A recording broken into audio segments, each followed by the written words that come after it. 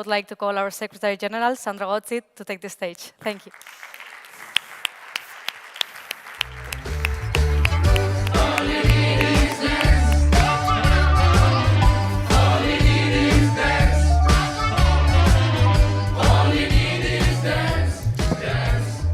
Gabon, Lagun Maiteok. Good evening to all of you.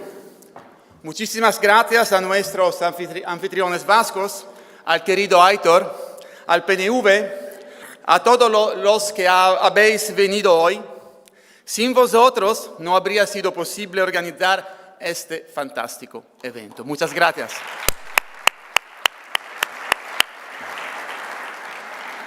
Last week, I was in Toronto with some colleagues of our parliamentary group, Renew Europe. We met several ministers of the federal level and members of the Parliament of the Liberal Party of Canada. It was the first time that such meeting happened. The message we shared was very clear.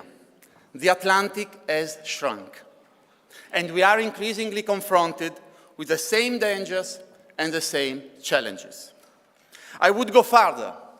The world has become a much smaller place and a much more dangerous place. And it is in this current world of disorder that we, European Democrats, can offer something different from other European political parties. This is true both in Europe and in the world. We are the only radical alternative to a right and to a European People's Party which has sold its values and sold out its soul to the extreme right. And we are the radical alternative to a left that is more and more divided and more conservative and backward-looking. Today, democracy is under attack, even in places where no one would have expected. This is why we are ready to take risks. Because we are not living in ordinary times. We are living in a time of violence, of disinformation, and of cowardice, where some forces spread fake news and disinformation, and other forces deny the political and societal reality we are living. And in this period, we must stand against all the odds and speak up. We must tell the truth about the crisis of democracy and to tell the truth about the need for reform to regenerate politics. To tell the truth about the need to adapt our economic and social models to the challenges of the artificial intelligence revolution, shifting demographics, and rising global competition. In a time where many parties want to make people believe that everything is black and white, we, the Democrats, have the courage of the nuance. Et je tiens à saluer le courage et la détermination dont tu as fait preuve, notre fondateur et président François Bayrou, dans ton combat pour tout cela en tant que Premier ministre français. Vous pouvez l'applaudir.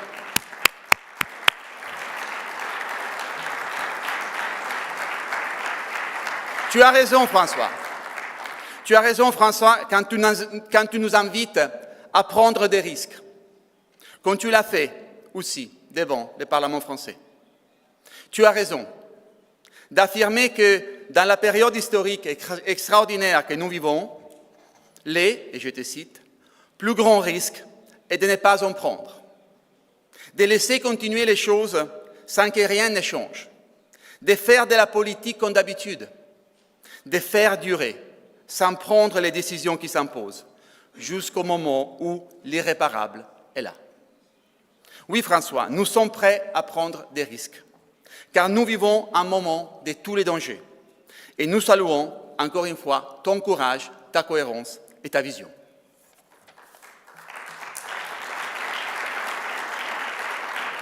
Years ago, when we started this journey, under the leadership of François Bayrou, of Romano Prodi, Francesco Rutelli, we all agreed that the European Democratic Party had to become a political startup, not a heavy bureaucratic structure, as some of the other European parties.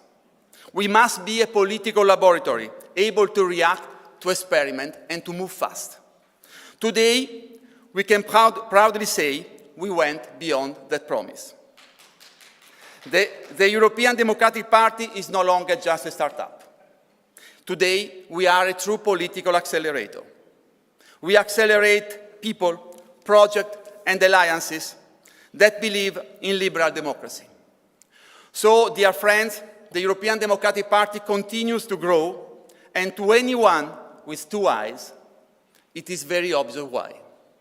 Because we understand that the battle for democracy and the rule of law in Europe and outside Europe is the political battle of our time.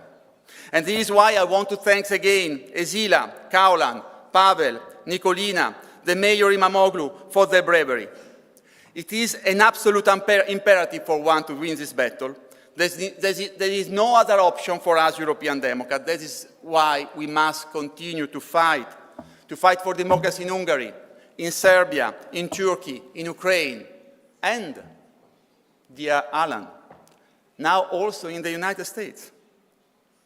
Yes, in the United States. And I want to thank again our American friends present here today, Chris Mowbray and Alan Friedman. Friends, ask yourselves why. Is that Trump hates the European Union so much? That he says that the European Union was conceived to screw the United States. Ask you why. In my view, it's because we are the mirror of what the United States used to be. A beacon of democracy. A place where rule of law matters. A place where fundamental rights are protected. And a place where diversity is a value we cherish and not a danger to suppress.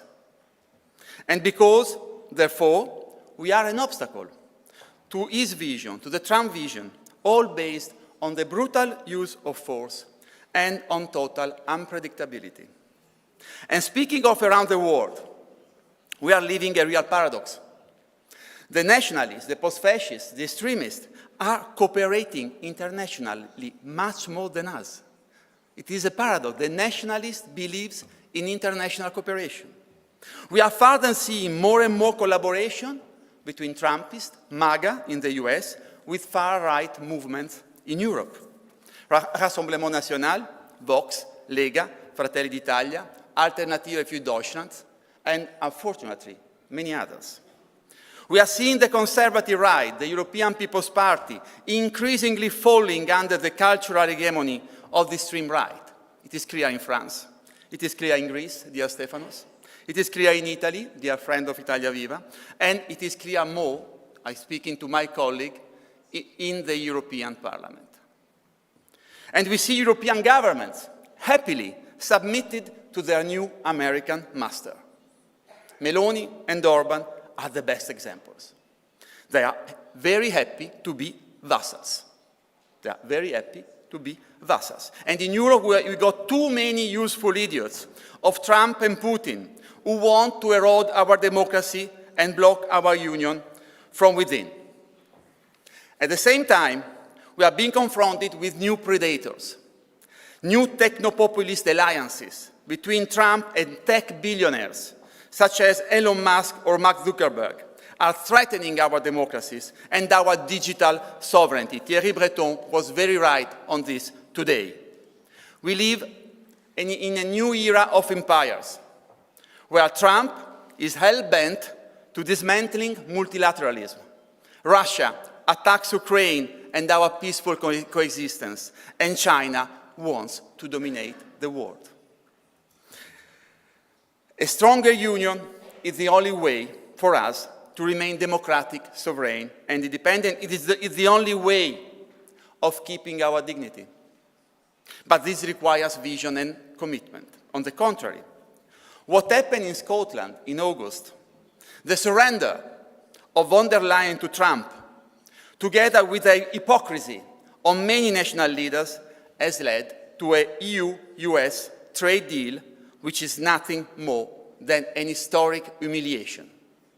This cannot happen. And this shows how much Europe needs us, the European Democrats. So it is time for us to act.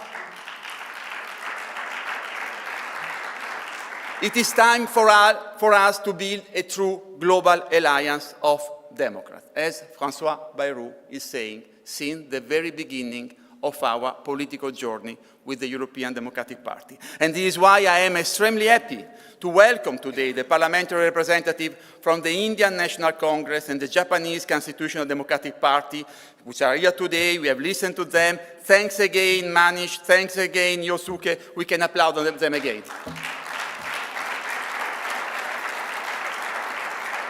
But to be credible, and I'm concluding, to be credible, as Europeans, we must become more efficient, more powerful, and more democratic. We must reform the Union to unify the continent and to become a real and credible political actor. Those who can welcome our sisters and brothers from Ukraine and from Southeastern Europe without reforming the Union are lying. Either they are selling false hopes to the people outside the Union, just pretending we want to enlarge, or they are betraying the trust of EU citizens by telling them we can enlarge our union without reforming and that it is going to work. We know it will not work. We know we must reform the union. Many EU leaders, including Ursula von der Leyen, are playing with fire. Well, dear friends, we say it loud and clear, not in our name. We won't let them to dismantle our union. We won't let them to deceive our European citizens. We will fight until the end and we will win this battle. And we will do so. And we will do so because we are the proud heirs of Robert Schuman, Alcide de Gasperi, Simone Veil, Bronislaw Geremek, and yes, dear Basque friend, Xavier de Landaburu. And those gents would have never let this dwarf destroy Europe, because Europe is the most important political project of our generation and of our history. Vamos, demócratas. Thank you very much.